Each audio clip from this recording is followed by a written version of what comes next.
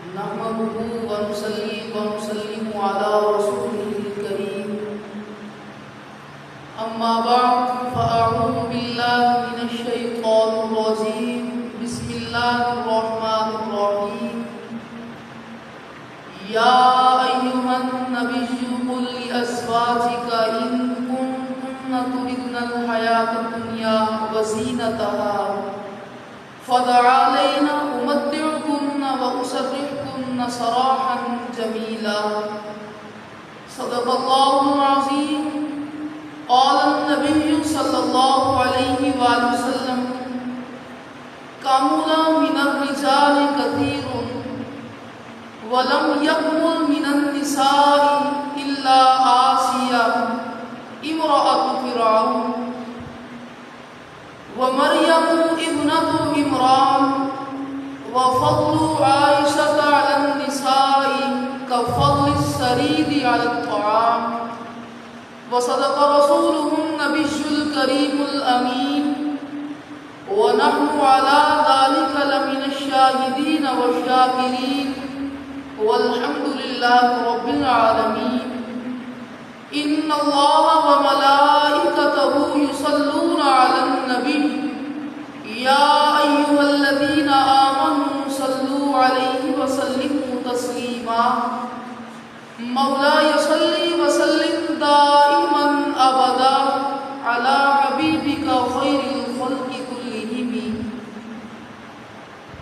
تمام تعریف و توصیف حمد و ثنا اللہ جل مجدہ الکریم کی ذات پاک کے لیے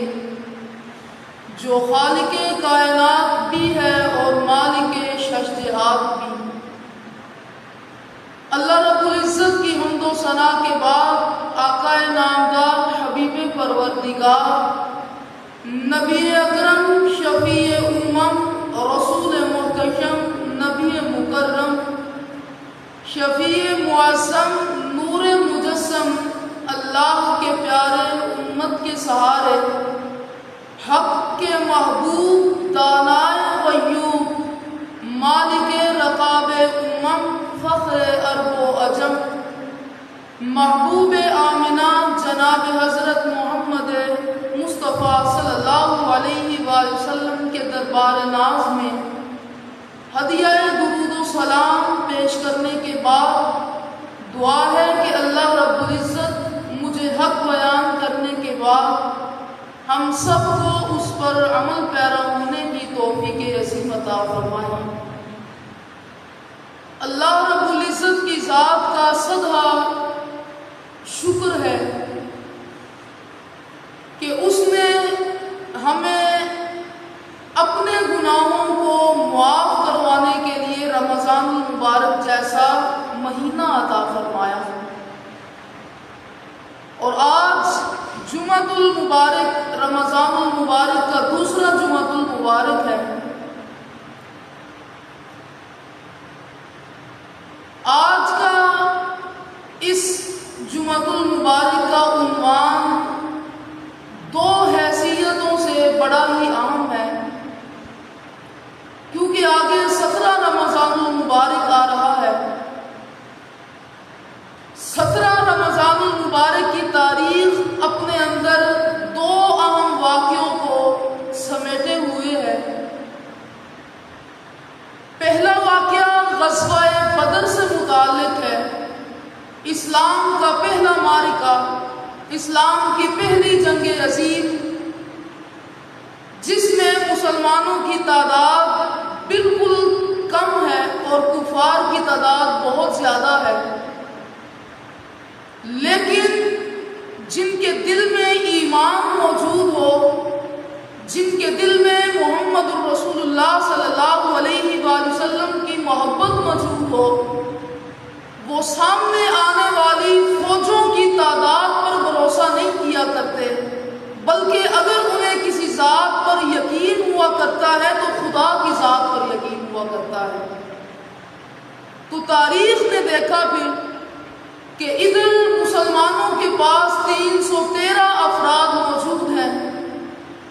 اور ادھر 1000 کا لشکر موجود ہے. ان کے پاس سارے آلات حرب بھی موجود ہے،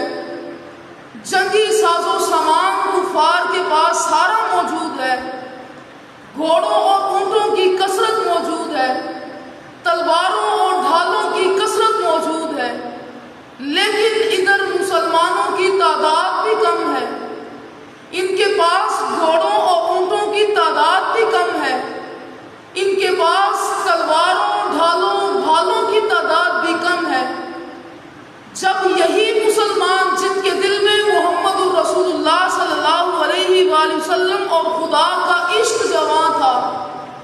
جب یہ مدینہ منورہ سے نکل رہے ہیں تو منافقین نے دیکھ کر سوال کیا، مشرکین نے دیکھ کر سوال کیا کہ بھائی تمہاری تعداد بہت کم ہے، تمہارے پاس کوئی آلات حرب اتنے زیادہ نہیں، اور تم کفار کی تعداد کا مقابلہ کرنے جا رہے ہو۔ تو پھر جن کے دل میں ایمان کی شمع موجزن تھی، جن کے دل میں محمد الرسول اللہ صلی اللہ علیہ وآلہ وسلم کا پیار موجود تھا، جن کے دل میں اللہ کی وحدت کا یقین موجود تھا، انہوں نے جواب دیا کہ آج ہمیں کسی تلوار یا بھالے کی ضرورت نہیں ہے، آج اگر ہمیں کسی ذات پر بھروسہ ہے تو وہ کالی کملی والے کی ذات ہے، وہ محمد الرسول اللہ صلی اللہ علیہ وآلہ وسلم کی ذات ہے۔ تو پھر تاریخ نے یہ منظر دیکھا کہ 313 کی تعداد نے کس طرح کفار کا تختہ الٹ کے رکھ دیا، اور اللہ رب العزت نے حضور صلی اللہ علیہ وآلہ وسلم کے جانثاروں کو فتح نصیب فرمائی، اور اس فتح کے پیچھے بھی ایک حکمت موجود ہے۔ حضور صلی اللہ علیہ وآلہ وسلم غزوہ بدر سے ایک رات قبل یا دوسری تاریخ کے مطابق صبح حضور صلی اللہ علیہ وآلہ وسلم اللہ رب العزت کی بارگاہ میں عرض کرتے ہیں، اپنی جبین ناز کو اللہ رب العزت کی بارگاہ میں جھکا کر عرض کرتے ہیں کہ یا اللہ، یہ 313 افراد میری زندگی کا کل سرمایہ ہے، یہ 313 افراد میری محنت کا کل سرمایہ ہے۔ یا اللہ، اگر آج یہ کفار کے ہاتھوں ذلیل ہو گئے،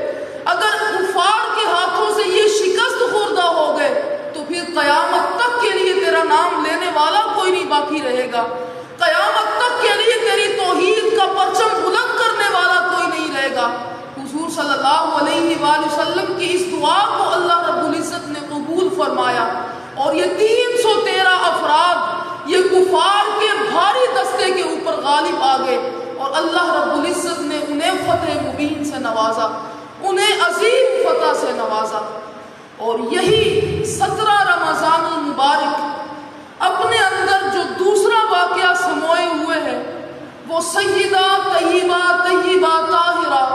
عابدہ ذاکرہ عالمہ زاہدہ حضرت سیدہ عائشہ صدیقہ رضی اللہ تعالی عنہ کا واقعہ اپنے اندر لیے ہوئے ہے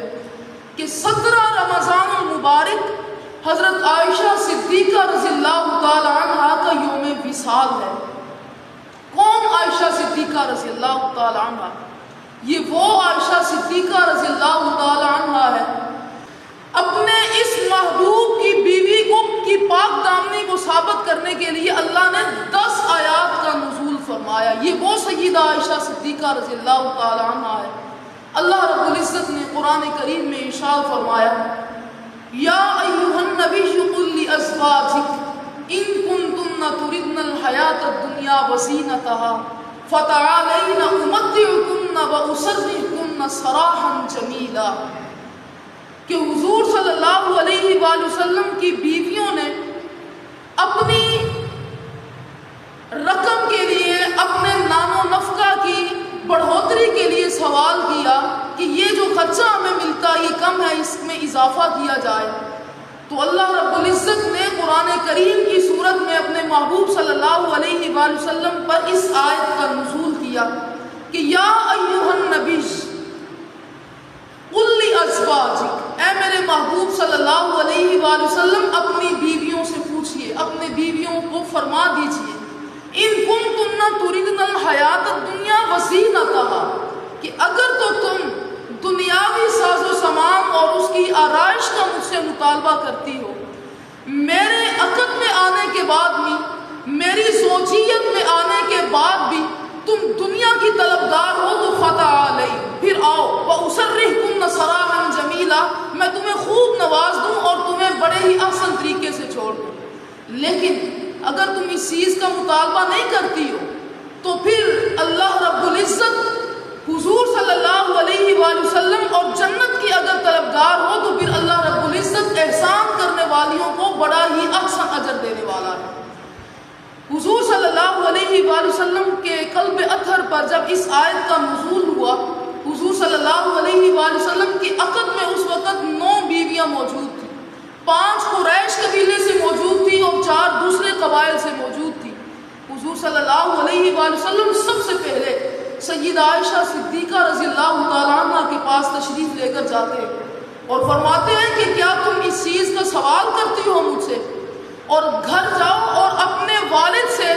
مشورہ کر کے مجھے جواب دو، اگر تو تم چاہو تو تمہیں میں چھوڑ دوں، اور اگر تم اللہ اور اس کے رسول پر یقین رکھتی ہو تو تمہیں اللہ رب العزت بہترین اجر عطا کرے گا۔ حضرت عائشہ صدیقہ رضی اللہ تعالیٰ عنہ نے عرض کی، یا رسول اللہ صلی اللہ علیہ وآلہ وسلم،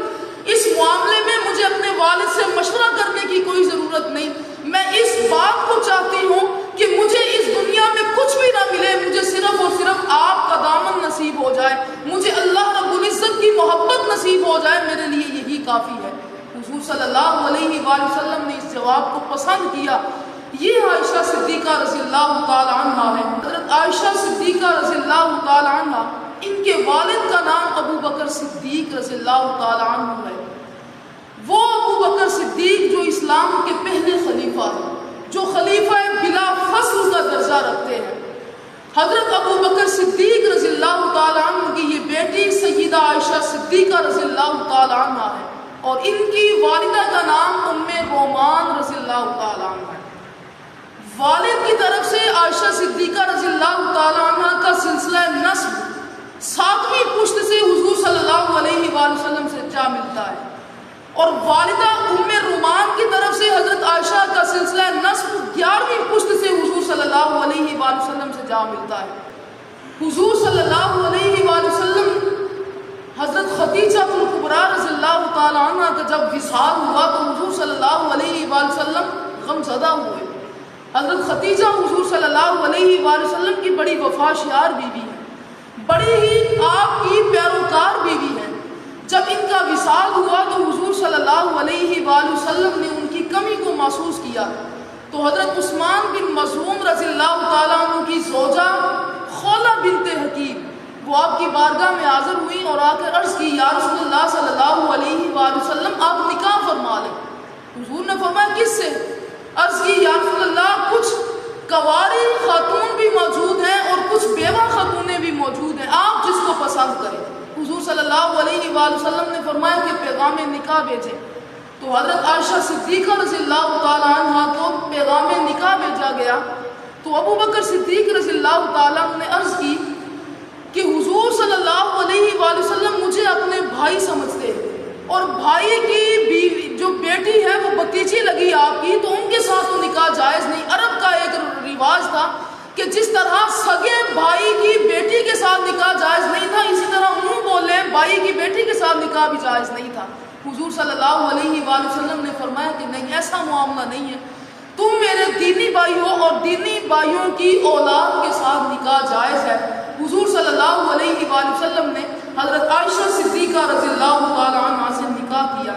اور قرآن اس بارے میں گواہی دیتا ہے۔ واقعہ افک یہ قرآن کی روشنی میں بڑا مشہور و معروف واقعہ ہے۔ حضرت سیدہ عائشہ صدیقہ رضی اللہ تعالی عنہا 5 ہجری میں غزوہ بنی مصطلق سے واپس لوٹ رہی ہیں، اور آپ تنہائی میں کسی گوشے میں چلی گئیں، آپ کا ہار ٹوٹا، آپ اس کی تلاش میں لگ گئیں، جو جتنا بھی پڑاؤ تھا، جتنا بھی آپ کے ساتھ لشکر موجود تھا وہ چلا گیا۔ حضرت عائشہ صدیقہ رضی اللہ تعالیٰ عنہ اکیلے رہ گئی۔ جب اکیلے رہ گئی تو واپس جب اپنے لشکر کے ساتھ ملی تو منافقین عبداللہ بن ابی بن سلول نے آپ کی پاک دامنی کے اوپر اعتراض کیا۔ انہوں نے کہا کہ یہ صحیح عورت نہیں ہے، نعوذ باللہ من ذالک۔ تو پھر کسی عام ہستی نے ان کی پاک دامنی کو ثابت نہیں کیا، بلکہ اللہ رب العزت نے عائشہ صدیقہ کی پاک دامنی کو ثابت کرنے کے لیے ان کی عفت کو ثابت کرنے کے لیے قرآن میں 10 آیات کا نزول فرمایا۔ حضور صلی اللہ علیہ وآلہ وسلم ممبر پر تشریف لائے، حضور صلی اللہ علیہ وآلہ وسلم نے ان آیات کی تلاوت کی اور حضور نے فرمایا کہ میں یہ جانتا ہوں کہ میرے اہل خانہ وہ ہر قسم کی آلودگی سے پاک ہے۔ تو سیدنا عمر بن خطاب رضی اللہ تعالیٰ عنہ کھڑے ہوئے اور عرض کی، یا رسول اللہ صلی اللہ علیہ وآلہ وسلم، ہم جانتے ہیں اس بات کو، وہ خدا جو اس بات کو گوارا نہیں کرتا کہ آپ کے جسم اطہر کے اوپر ایک مکھی بھی بیٹھے، ایک مکھی کی گندگی کو آپ کے جسم اطہر کے اوپر برداشت نہیں کرتا، تو وہ آپ کی زوجیت میں کسی غلط خاتون کو کیسے بیچ سکتا ہے۔ اسی طرح حضرت سیدنا عثمان رضی اللہ تعالیٰ عنہ انہوں نے عرض کی، یا رسول اللہ صلی اللہ علیہ وآلہ وسلم، میں اس بات کی گواہی دیتا ہوں کہ آپ کی اہلیت وہ پاک ہے، آپ کے گھر والے وہ ہر قسم کی شک و شکوک ان سے پاک ہیں۔ اور کیا دلیل دی؟ عرض کرتے ہیں، یا رسول اللہ صلی اللہ علیہ وآلہ وسلم، جو رب اس بات کو گوارا نہیں کرتا کہ آپ کا سایہ مبارک زمین پر پڑے کہ کہیں لوگوں کی پاؤں اس کے اوپر نہ آ جائے، تو یا رسول اللہ وہ خدا اس بات کو کب گوارا کرے گا کہ آپ کی زوجیت میں کسی غلط خاتون کو بیچ دے۔ اور سیدنا علی المرتضیٰ رضی اللہ تعالیٰ عنہ انہوں نے بھی گواہی دی، عرض کی، یا رسول اللہ صلی اللہ علیہ وآلہ وسلم، جو غیور خدا اس بات کو پسند نہیں کرتا کہ اگر آپ کے موزے کے اوپر ایک جوں کا خون لگ جائے تو آپ کو حکم دیا جائے کہ اپنا موزہ مبارک اتار دیجیے، تو وہ خدا اس بات کو کب پسند کرے گا کہ آپ کی زوجیت میں کسی غلط خاتون کو لے آئے۔ تو تمام صحابہ اکرام نے حضور صلی اللہ علیہ وآلہ وسلم کی بیوی سیدہ عائشہ صدیقہ رضی اللہ تعالیٰ عنہ کی طہارت کی گواہی دی، اور سب سے بڑھ کر اللہ رب العزت نے قرآن میں 10 آیات کا نزول فرما کر حضرت عائشہ صدیقہ رضی اللہ تعالیٰ عنہ کی طہارت کو ثابت کر دیا۔ اور آپ کے فضائل و مناقب کیا ہیں؟ آپ کو اللہ رب العزت نے شانیں کتنی عطا کی ہیں، آپ کو اللہ رب العزت نے بے شمار شانوں سے نوازا ہے۔ فضیلت عائشہ صدیقہ رضی اللہ تعالیٰ عنہ اس بات سے بھی ثابت ہو جاتی ہے، حضور صلی اللہ علیہ وآلہ وسلم نے فرمایا، حضور نے فرمایا کہ مردوں میں تو بڑے کامل افراد گزرے، لیکن عورتوں میں بھی بہت سی کامل عورتیں گزری ہیں۔ وہ کون سی عورتیں؟ حضور صلی اللہ علیہ وآلہ وسلم فرماتے ہیں، پہلے نمبر پر آسیہ، کون؟ جو فرعون کی بیوی ہے، وہ بھی بڑی پاک باز ہے، وہ بھی بڑی فضیلت کی حامل ہے۔ اور دوسرے نمبر پر حضور صلی اللہ علیہ وآلہ وسلم نے فرمایا کہ عمران کی بیٹی مریم علیہ السلام کو اللہ رب العزت نے بڑی فضیلت سے نوازا ہے۔ اور اس کے بعد حضور فرماتے ہیں کہ عائشہ کی فضیلت، عائشہ رضی اللہ تعالیٰ عنہ کی فضیلت عورتوں کے اوپر ایسے ہی ہے جیسی سرید کی فضیلت تمام کھانوں کے اوپر ہے۔ حضور صلی اللہ علیہ وآلہ وسلم نے مثال دے کر سمجھایا